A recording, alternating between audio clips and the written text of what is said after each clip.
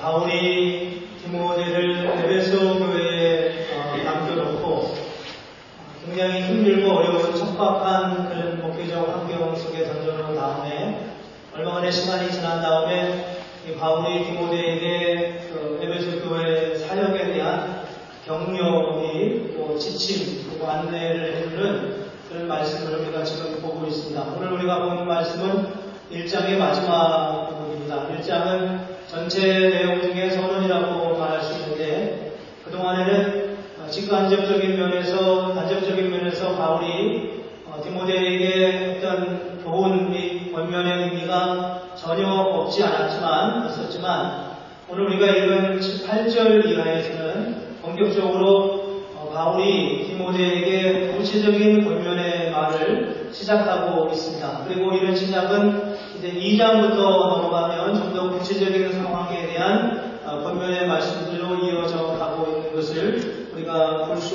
있습니다.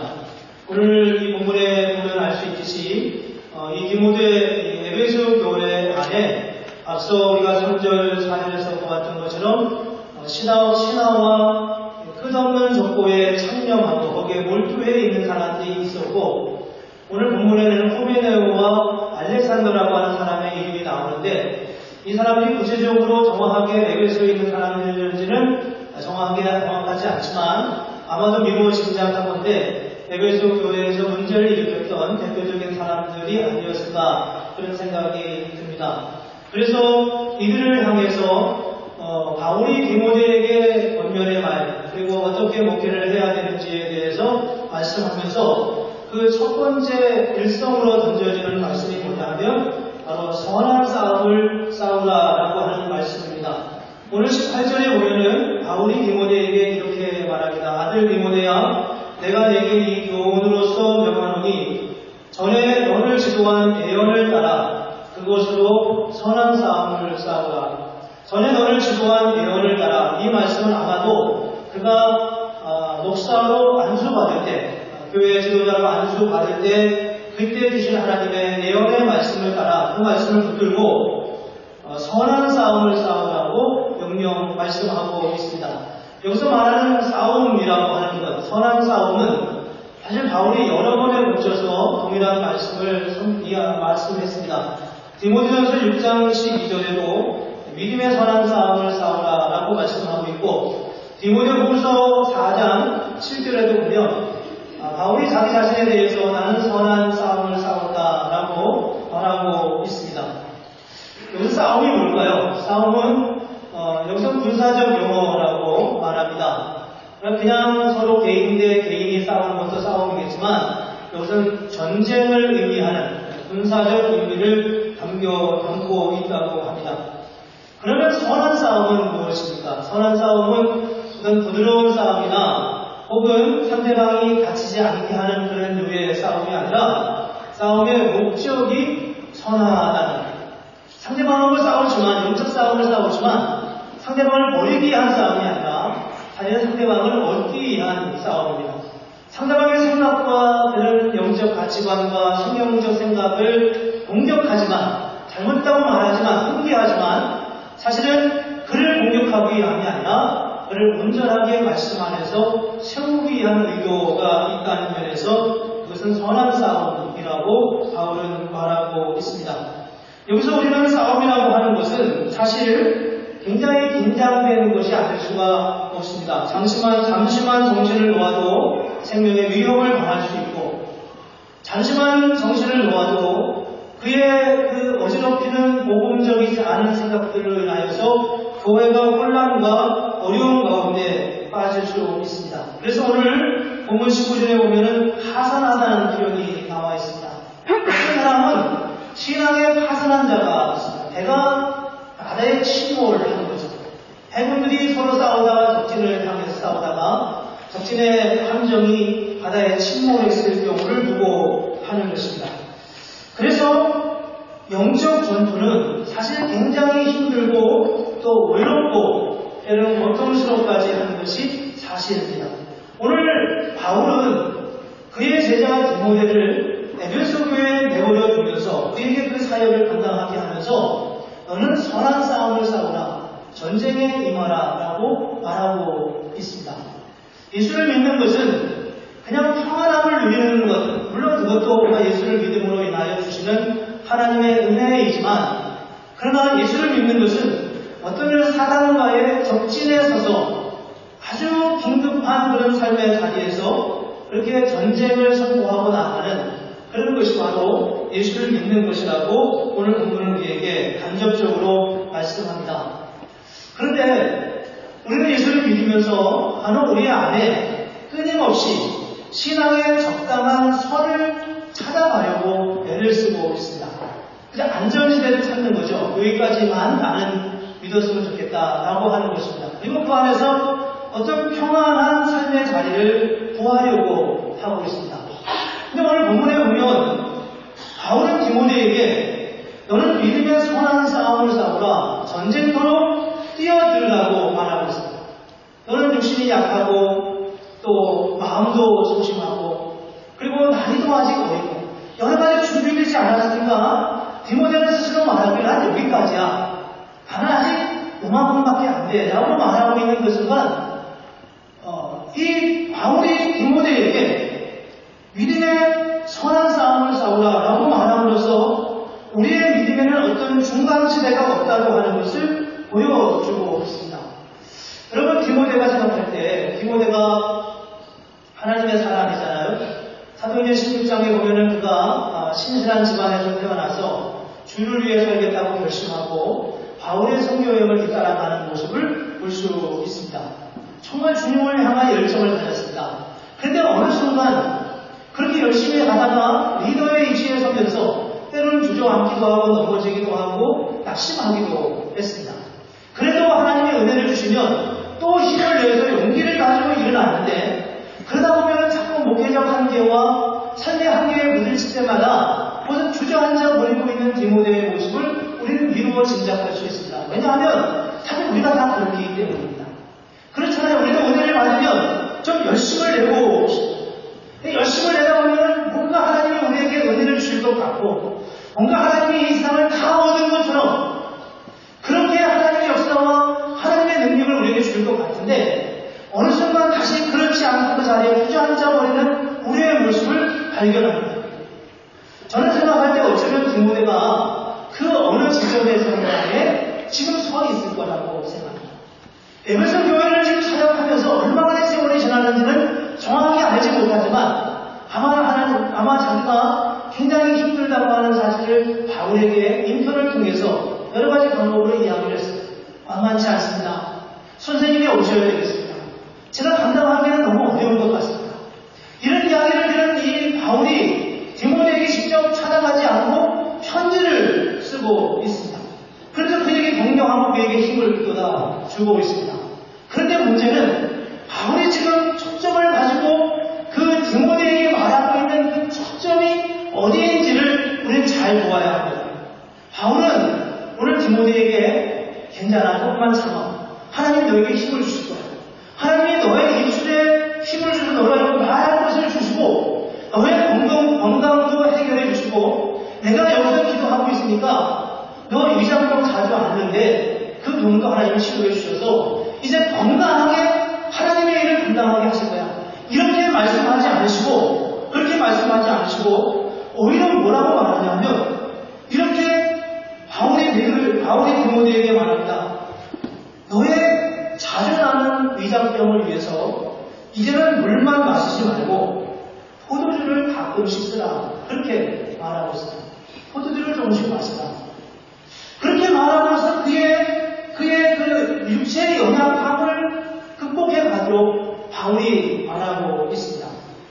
어떤 사람들은 이 말씀을 가지고 예수를 믿어도 술을 마실 수 있다. 이런 근거를 여기서 찾아가려고 합니다. 술을 마시고 안 마시는 건 여러분의 자유로 하시더라도 이 말씀을 빙자해서 하지는 마시기 바랍니다. 이 말씀은 지금 디모데에게는 굉장히 심각한 말씀입니다. 왜냐하면 지금 디모데는 약한 존재입니다. 여러 가지 면에서 인간적인 면에서도 그렇고 또 사역자로서도 그렇고 그런 신이 약한 존재, 육체적으로도 약하고 연령적으로 연약하고 아직 어리고 그리고 심리적으로도 요약한 성품을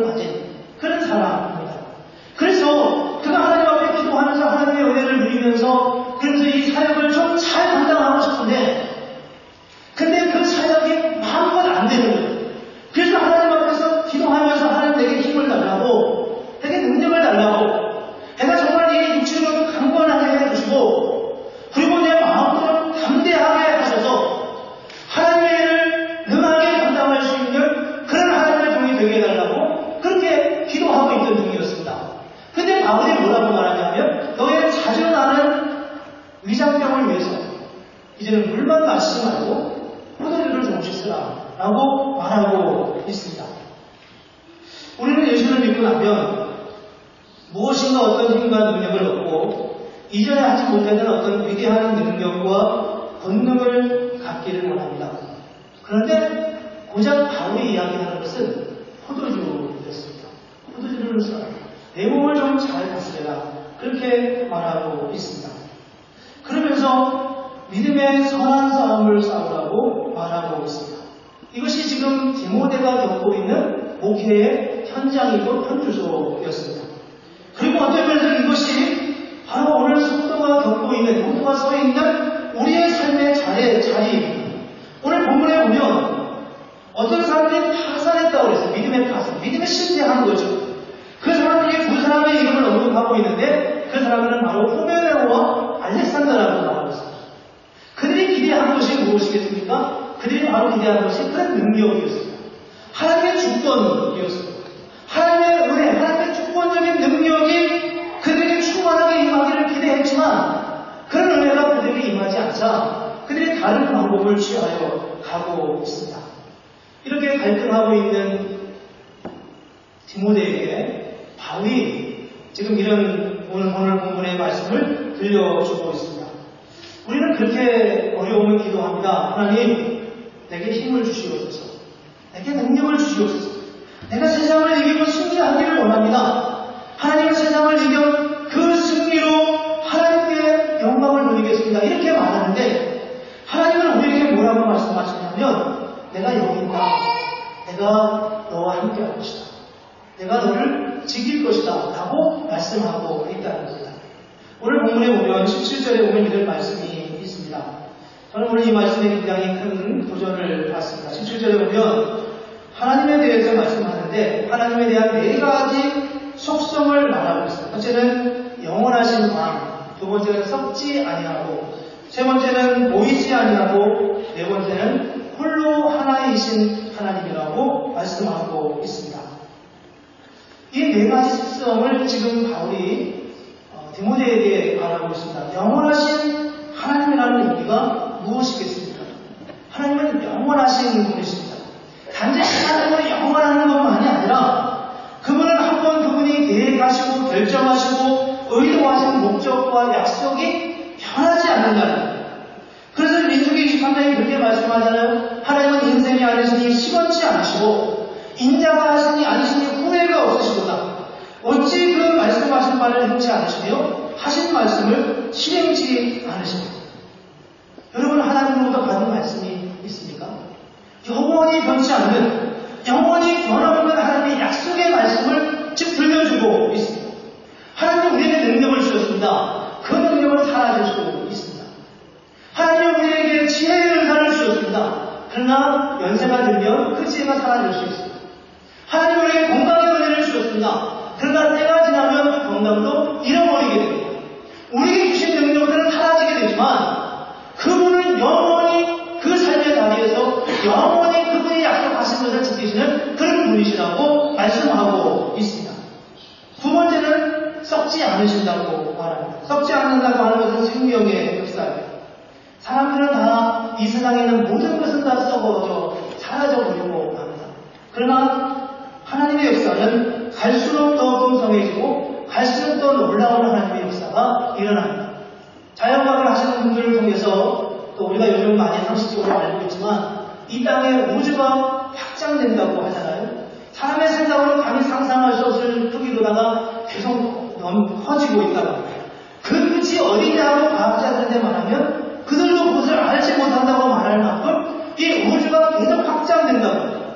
저는 그것을 보면서 그것이 맞다면 그거야말로 하나님의 속성을 가장 잘 드러내는 그런 요인이라고 생각합니다. 하나님은 어떤 분이신가? 하나님은 썩지 않으시는 생명의 하나님, 계속 확장하는 하나님의 역사입니다. 하나님이 우리에게 생명을 주셨습니다. 생명을 주는 하나님의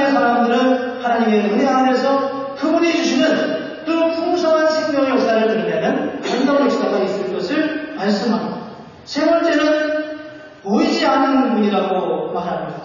보이지 않는 분. 보이지 않는다는 것은 가시적이지 않다는 거잖아요. 인간 이해의 능력을 초월하시는 거죠. 인간의 모든 영역의 한계를 뛰어넘는 분이죠. 하나님과 인간이 만나는 순간 하나님의 놀라운 사건이 그 안에 일어나게 됩니다. 사도행전 3장에 보면은 성전 미문에서 구걸하는 한 거린이 안진뱅이가 있습니다. 그가 구걸을 하는데 베드로와 요한이 그 성전 미문을 통과해 가다가 그 사람을 보면서 긍휼히 여기는 마음이 들어서 그 사람 앞에 찾아갑니다. 그리고 그 사람에게 이렇게 베드로가 말합니다. 우리를 보라. 우리를 보라. 은과 금은 내게 없거니와 내게 있는 것으로 내게 주노니 나사렛 예수 그리스도의 이름으로 일어나 걸으라 라고 말씀하고 있습니다. 근데 우리는 뒤에 있는 말씀들에 많이 관심을 갖습니다. 은과 금은 내게 없거니와 내게 있는 것으로 내게 권하노니 곧 나사렛 예수 그리스도의 이름으로 걸으라. 근데 그 말 이전에 무엇이 있냐면 우리를 보라라고 하는 말씀이 있습니다. 우리를 보라. 베드로가 이 안진뱅이가 그 베드로의 소리를 듣고 베드로와 시선을 마주쳤습니다. 그리고 그의 입술에서 무슨 말이 나오는지에 대해서 귀를 기울여 듣고 있습니다. 그 순간은 이 안진뱅이가 세상의 그 어떤 논리, 세상의 그 어떤 상황, 자신이 그동안 가지고 있는 그 어떤 수건과 상황, 처지도 다 무시되고 베드로가 하고자 하는 그 말 앞에 자신이 서 있는 것을 발견하게 됩니다. 그리고 베드로가 그에게 이렇게 명령합니다. 내가 나사렛 예수 그리스도의 이름으로 명하노니 일어나 걸으라 라고 말할 때 그 말에 끌려서 일어날 수 있는 일어나는 그런 이 안진뱅이의 모습을 우리는 이 말씀을 보면서 무슨 생각을 하냐면 이렇게 말합니다. 하나님은 안진뱅이도 고치십니다. 그리고 우리는 이 말씀을 어떻게 연장시키려고 하냐면은 이 기적을 일상적 하나님의 능력으로 바꿔가려고 생각합니다. 하나님은 안진뱅이도 일으키신다. 모든 안진뱅이가 동일하게 일어날 수 있는 것은 아니라고 하는 겁니다. 모든 안진뱅이가 다 일어나는 것은 아니었습니다. 예수님이 그렇게 많은 사람들을 치유하고 회복시켰지만 그 당시 모든 사람들이 다 일어나는 것은 아니었습니다. 그 말의 의미는 뭔가요? 주님과 하나님의 사람들이 만났을 때 그 안에서 일어나는 하나님의 놀라운 능력이 그 채널 안에서 일어나고 있었다고 하는 거죠. 모든 안진뱅이가 다 일어난 것은 아니었습니다.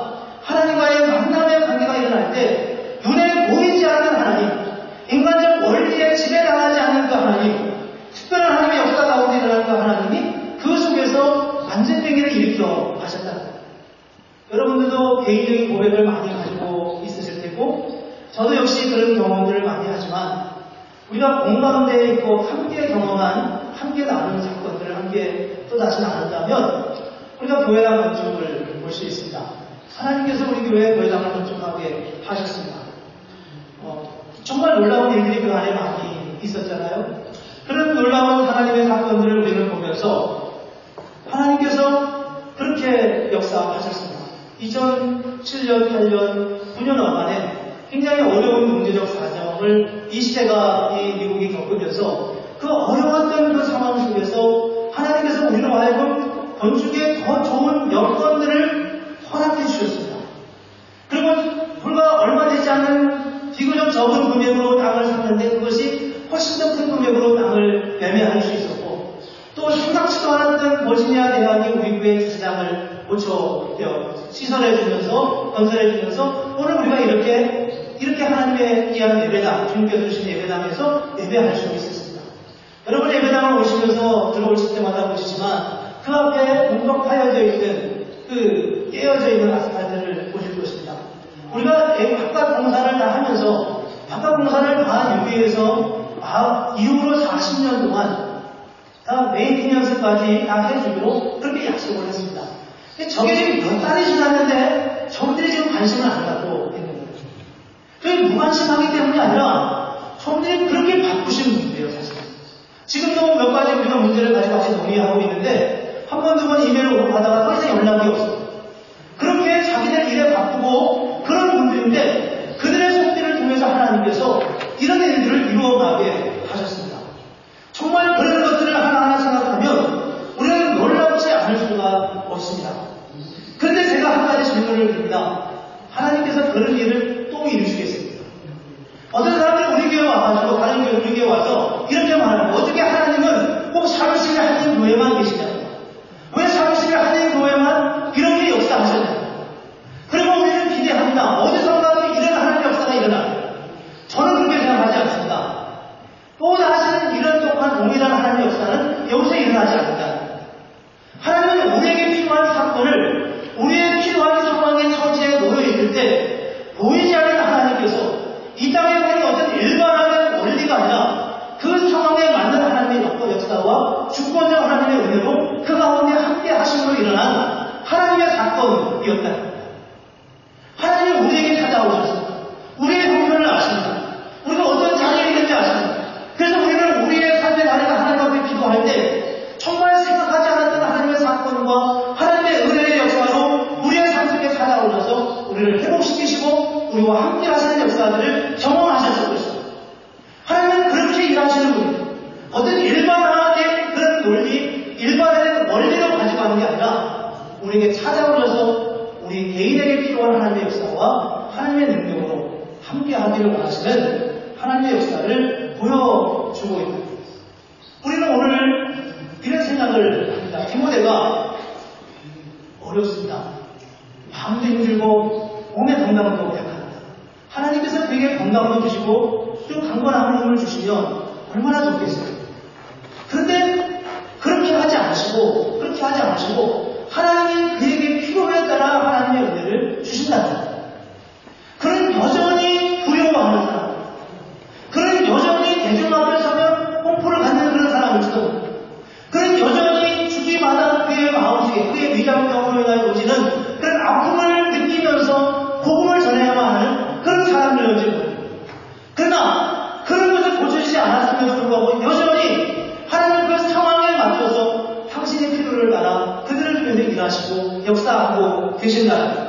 그것이 바로 오늘 바울이 디모데에게 말합니다. 바울이 그렇게 말하지 않습니까? 나를 능하게 하신 그리스도 예수. 그분이 나를 능하게 하셨다고 말하고 있습니다. 나중에 바울이 그의 육체의 질병을 위해서 기도합니다. 하나님, 내가 고된 아주 흉한 질병이 있습니다. 그런 그 질병을 뭐라고 표현하냐면 사단의 사자라고 말합니다. 이건 복음의 장애가 되는 그런 질병입니다. 하나님, 내 이 질병을 고쳐주시옵소서. 그때 예수님께서 뭐라고 바울에게 말합니다. 내 은혜가 내게 속하다. 이는 약한 데서 하나님의 능력이 나타난다고 그가 말하고 하나님의 말씀을 갖고 있습니다. 우리는 우리의 연약함이 세워지는 하나님의 일을 할 수 있다고 생각하지만 하나님은 그분이 우리와 함께 하시고 당신이 친히 그 일을 행하신다고 말씀하고 있습니다. 그래서 요한복음 19장 7절에 그렇게 말씀하잖아요. 너희가 내 안에 구하고 내 말이 너희 안에 구하면 무엇이든지 원하는 대로 구하라. 그리하면 이루리라 라고 말씀하고 있습니다. 무엇이든지 원하는 대로 구하라. 그리하면 이루리라. 그것이 바로 하나님과 우리 안에 사역에 놓여있는 하나님의 역사의 방법이었다. 오늘 우리도 디모데와 같은 그런 연약함 속에서 하나님의 은혜를 구하면서 정말 간절하게 주님의 은혜를 구하고 그렇게 서 있는 우리들의 모습이 있습니다. 물론 하나님은 우리를 강하게 하실 수 있습니다. 물론 하나님께서 우리를 강하게 하시고 건강도 주시고 담력도 주시고 지혜도 주셔서 우리가 하는 그 일을 할 수 있게 하실 것입니다.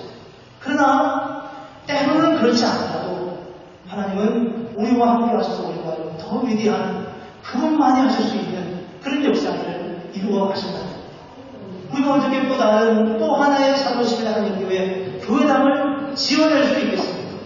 우리가 어떻게 성전 미문에 있는 안진뱅이를 우리의 기도로 일으켜 세울 수 있겠습니까? 그러나 그 교회당이 또 필요하다면 정말 그 안진뱅이가 정말 절실하게 일어나야 된다면 정말 내가 가지고 있는 삶의 문제가 절박하게 하나님의 은혜로 인하여서 회복되어야 할 필요가 있다면 디모데가 사역을 하면서 정말 자기는 늘 절망하지만 하나님 나의 절망을 넘어서서 이 교회의 예배소 교회를 건강하게 세워달라고 하나님 앞에 간절히 기도하며 구한다면 구해 주신다고 하는 것을 오늘 말씀 안에서 우리는 발견합니다. 오늘 마지막 네 번째는 오직 유일한 여호와시라고 말씀하고 있습니다. 오직 하나님만 있다는 것. 오늘 본문은 우리에게 선한 싸움을 싸우라고 말하고 있습니다. 그분만을 바라볼 때 그의 연소함도 이길 수 있고 그가 가지고 있는 여러 가지 삶의 문제 속에서 하나님의 은혜를 경험할 수 있음을 말씀하고 있습니다. 그래서 오늘 우리가 이 말씀을 보면서 비록 우리의 삶의 자리는 약하지만 하나님이 주는 능력과 그 은혜로 힘써 주의 영광을 누리는 그런 하나님의 사람들이 되기를 원합니다. 여러분 그런 경험을 해보셨나요? 내가 실패하는 순간에도 여전히 하나님은 그 일을 하셨다. 나는 실패라고 생각했는데 그 삶의 자리에서 하나님은 그 일을 통해 당신의 영광을 드러내십니다. 예수님은 유대시대에 예루살렘의 그 많은 종교인들에 의해서 포위되어서 이제 십자가에 못 박혀 죽어서 모든 사람들이 다 실패라고 생각했는데 하나님은 그 사건을 통해서 인류를 구원하시는 하나님의 위대한 역사를 이루어 가셨습니다. 이런 말씀을 들려주면서 오늘 바울은 디모데에게 또 하나의 말씀을 하고 있습니다. 그것은 바로 19절과 20절에 있는 말씀의 내용입니다. 그는 이렇게 말합니다. 믿음과 착한 양심을 가지라. 어떤 이들은 이 양심을 버렸고 믿음에 관하여는 파선하였다. 그 가운데 후메네오와 알렉산더가 있으니 내가 하나님에게 내준 것은 그들도 훈계를 받아 신성을 모독하지 못하게 하려 합니다. 이 말씀이 무슨 의미입니까? 사단에게 내주었다고 하는 말은 교회에서 내쫓았다고 하는 의미입니다. 바울이 이 사람들을 출교시켰습니다. 당신들은 더 이상 교회에 나오지 마십시오. 이렇게 말합니다. 그것은 사단에게 내주었다고 지금 표현하고 있습니다. 얼마나 교회가 긴장감이 있고 또 어렵고 힘든 상황이겠습니까? 자칫 바울이 쫓겨날 상황도 될 수 있지 않겠습니까? 그만큼 아주 영적으로 민감하고 힘들고 어려운 상황 속에서 바울이 지금 디모데를 에베소 교회에 보낸 것입니다. 알렉산더와 후메네오가 예루살렘을 떠난 게 아니라 여전히 예루살렘 주변에 있으면서 그가 함께 그 자리에 그 지역 공동체에 있는 것을 짐작할 수 있습니다. 그들의 영향력이 지금도 계속 교회에 미치고 있습니다. 그런데 놀라운 것은 바울은 지금 그들을 아예 쫓아낸 게 아니라 그들로 훈계를 받아 더 이상 하나님을 욕되게 하지 못하게 하기 위함이라고 말씀하고 있습니다.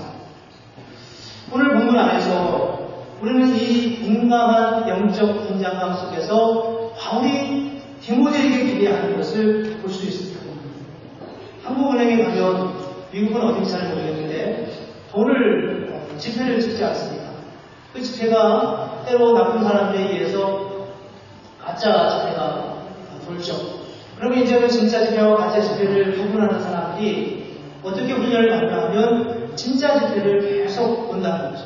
무늬 하나하나, 색채 하나하나를 깊이 계속 보다 보면 그것만 보면 나중에 가짜 지폐가 있을 때 쉽게 분별할 수 있다는 겁니다. 이런 원리를 가지고 믿음의 사람들이 이렇게 변명합니다. 우리가 복음을 알기 위해서는 자꾸 이단이 어떻든지 이런 걸 아는 게 아니라 복음 자체에 관심을 가져야 된다는 거예요. 하나님 우리에게 뭐라고 말씀하시는지에 대해서 말씀을 가져야 된다는 거죠. 그래서 저도 그 말씀을 듣고 생각하고 정말 사사로운 관점과 잘못된 관점을 가지고 있다고 생각해도 그냥 관심 갖지 않고 그냥 제가 이해하는 대로 제가 연구하는 대로 복음에 대한 설명을 복음에 대한 선포를 하려고 부단히 애를 쓰고 지금까지 왔습니다. 근데 오늘 본문의 말씀에 보면 지금 이 바울이 디모데에게 뭐라고 말하냐면 이 바울이 후메네오와 알렉산더를 사단에게 내주었다고 말하면서 그 교회를 지키도록 말하고 있습니다. 잘못된 거에 대해서 분명하게 선포하고 교회를 지키도록 요청하고 명령하고 있는 바울의 말씀을 볼 수 있습니다. 이 말씀을 보면서 우리가 이제 이럴 때가 되었다고 생각합니다. 정말 무엇이 복음인지에 대해서 분명하게 말해야 될 때가 됐고 무엇이 복음 아닌지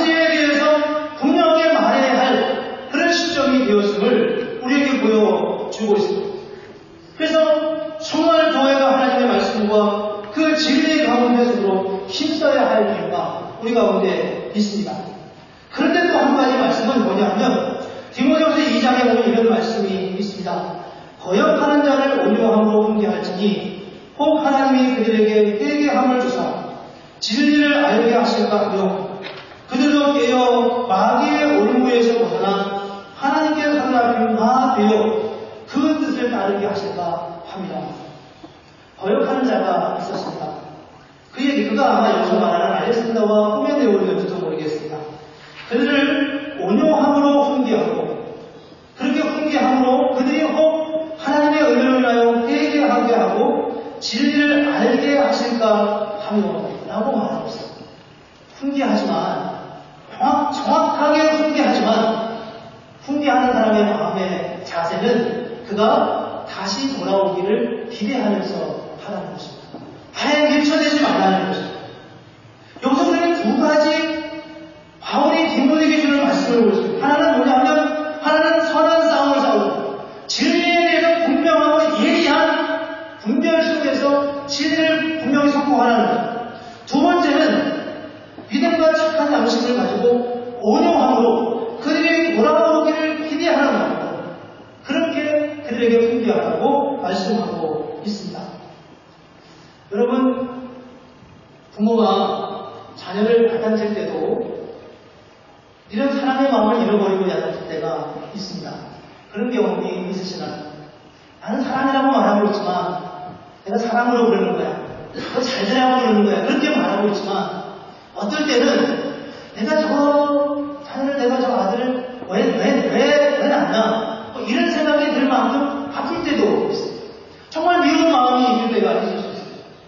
마치 지금 오늘 바울이 디모데에게 그렇게 말하고 있어요. 부모가 자녀를 훈계할 때도 그런 섭섭함과 그리고 미운 마음이 들 수 있는데 하물며 교회의 지도자가 성도를 케어하는 데 있어서 왜 그런 마음이 안 들겠어요? 그런데 바울은 지금 디모데에게 그렇게 말하고 있습니다. 그들을 분명하게 말씀으로 훈계하지만 그러나 온유함으로 하라. 그들이 돌아올 것을 기대하면서 하라는 거죠. 바울이 지금 에베소에 있는 후메네오와 그리고 알렉산더를 교회 앞으로 쫓아내서 사람에게 매진바 되었지만 바울이 원하는 것은 그가 다시 돌아오기를 기대하면서 하는 거예요. 요한계시록 2장에 보면은 에베소 교회에 대한 말씀이 나와 있습니다. 예수님께서 에베소 교회를 에베소 교회에 말씀하면서 이렇게 말합니다. 너희가 거짓 사도를 드러내고 그리고 진리 가운데 서게 된 것을 내가 칭찬한다. 그런데 한 가지 안타까운 것은 너희가 처음 사랑을 잃어버렸다. 그 첫 사랑을 회복하지 않으면 내가 이 축제를 에베소 교회에서 다른 곳으로 옮기겠다고 말하고 있습니다. 여러분, 에베소 교회를 가만히 생각해보면 어쩌다 이런 일이 벌어졌을까요? 에베소 교회가 지금 오늘 본문의 주제도 에베소 교회지만 그로부터 몇십 년이 지난 다음에 에베소 교회가 굉장히 힘들고 어려운 상황에 처해 있었습니다. 진리와 비치의 그들만 섞여가지고 사사로운 개인적인 생각과 그런 것들을 가미해가지고 여기저기서 말하고 있는 그런 일들이 참 많이 있었어요. 그래서 에베소 교회의 지도자들이 정말 진리는 이것이야 라고 말하면서 교회를 세우려고 부단히 애를 썼어요. 그래서 에베소 교회가 거짓 사도를 드러내서 쫓아내버리고 진리 가운데 서게 됐습니다. 근데 그 과정에서 무슨 일이 벌어졌냐면 사랑을 잃어버렸어요. 그래서 성도 간의 아름다운 관계들이 깨어져 가고 있는 그런 에베소 교회를 보여주고 있습니다. 교회는 하나님의 말씀에 대해서 분명해야 합니다. 건강한 교회가 세워지기 위해서는 강력하고 분명한 사역 없는 말씀에 순종이 우리에게 필요합니다.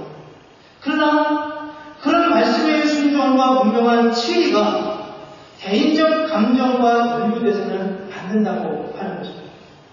우리는 교회의 사역을 논의하거나 함께하는 과정에서 영화되지 않은 마음으로 바랄 때가 있습니다. 우리는 무용론에서 함께 이야기하면서 때로 대만의 불편함을 그대로 드러낼 때가 있습니다. 오늘 본문은 이 바울이 디모데에게 중요한 두 가지 마음을 제시하고 있습니다. 하나는 우리는 영적 싸움을 하는 자라고 하는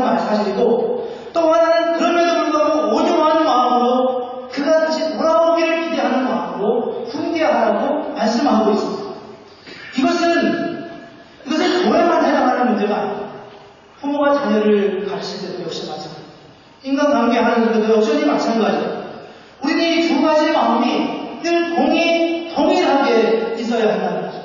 말씀에 대한 분명한 분별력과 그리고 그럼에도 불구하고 영혼을 사랑하는 뜨거운 마음과 하나님의 은혜가 우리에게 있어야 함을 말씀을 합니다.